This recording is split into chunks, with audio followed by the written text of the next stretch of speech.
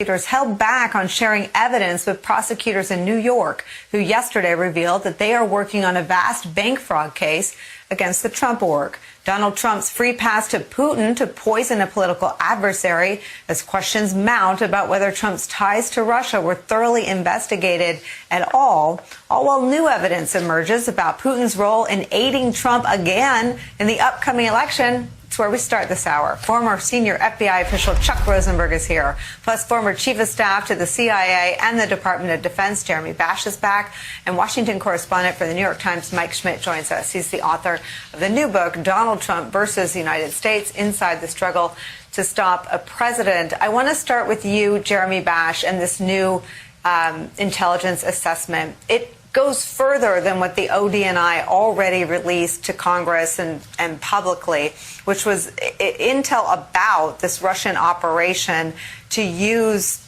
this Ukrainian lawmaker to put out disinformation that denigrated Joe Biden. The development here, the sort of blockbuster incremental change in the story seems to be that we now have reason to believe Putin's directing it. Is that right? Well, more than that, Nicole. If this report is accurate, this is collusion. Why do I say that? Because according to this report, Andrei Derkach is a Russian agent. He's an agent of the Russian Federation. His cover story is as a Ukrainian lawmaker, but according to this intelligence assessment report, or report of the assessment, he is controlled by the Kremlin. Point two is that Rudy Giuliani, we know, has been working with him. And of course, Rudy Giuliani is an agent of Trump and the Trump campaign. That's 1 + 1 = 2. That is collusion. That's a direct tie between a known Russian agent and the Trump campaign to try to do what? To denigrate Joe Biden and to support Donald Trump in his reelection.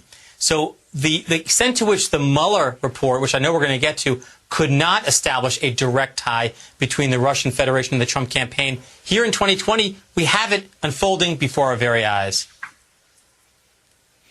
Jeremy, tell me more. I mean, I think what people maybe have grown numb to is this question mark. But what you're describing is an answer, a plan that's out in the public and a direct tie between Donald Trump and the Kremlin.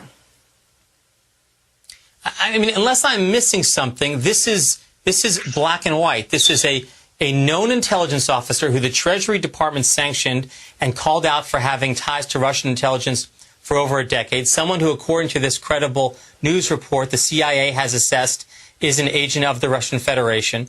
We know that the objective of the Russian intelligence services, according to what's been previously disclosed by ODNI, is to denigrate Joe Biden and support Donald Trump in the 2020 reelection. And we know that Rudy Giuliani, who is, of course, not only Donald Trump's counselor, #1 cheerleader, but his bag man on dirty tricks in the election, has met with Derkach on at least 3 occasions.